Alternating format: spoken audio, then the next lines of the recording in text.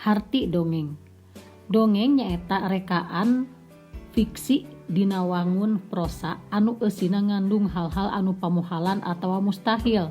Dongeng teh umumna sumebarna sacara lisan.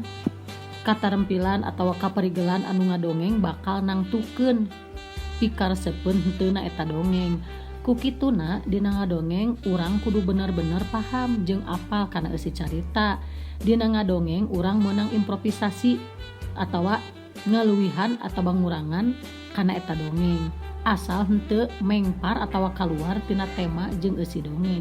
Matakna dina dongeng mah teu aneh lamun muncul rupa-rupa versi da sumebarna sacara lisan tea.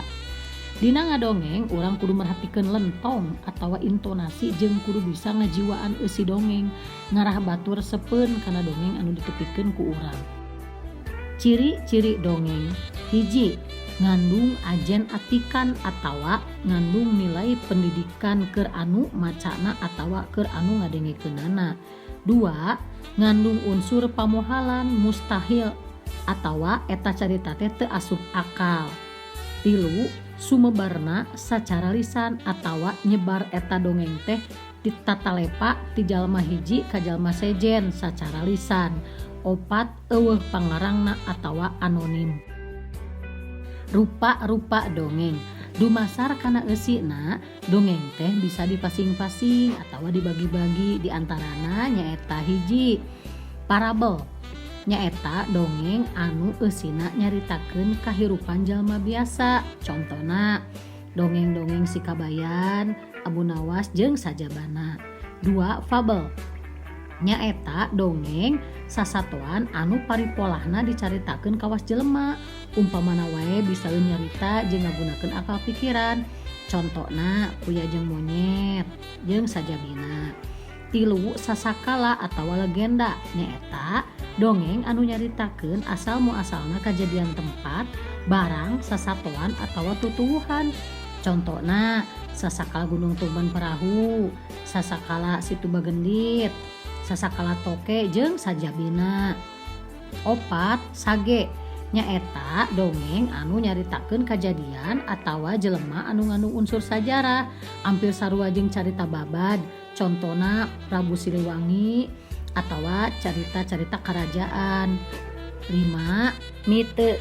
Nyaeta dongeng anu eusina raket jeung kapercayaan masyarakat kana bangsa lelembutan atawa hal-hal anu goib. Contona wae dongeng-dongeng ngeunaan ngipri atawa munjung, dongeng siluman, dongeng Nyi Roro Kidul jeung sajabana. Ngadongeng teh mangrupa salah sahiji kaparigelan nyarita. Ngadongeng henteu sarua jeung maca dongeng. Anu matak dina ngadongeng mah ulah urang kudu bener-bener apal kana dongeng anu rek didongengkeun.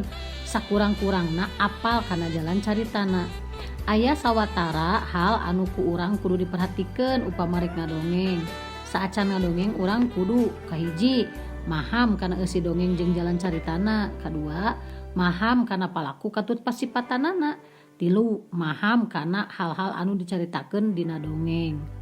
Dina prakna ngadongeng urang kudu ngagunakeun sora anu bedas, ngedalkeun kekecapana teh kudu bentes, artikulasina jelas, bisa ngatur tempo, henteu gancang teuing, henteu kendor teuing, wirahmana atawa iramana teh luyu jeung ungkara anu dikedalkeun. Paromana atawa ekspresina teh kudu luyu jeung anu keur didongengkeunana. Pasang petana kudu luyu oge jeung eusi dongengna. Satuluyna sikepna sawajarna henteu kaleuweuhi.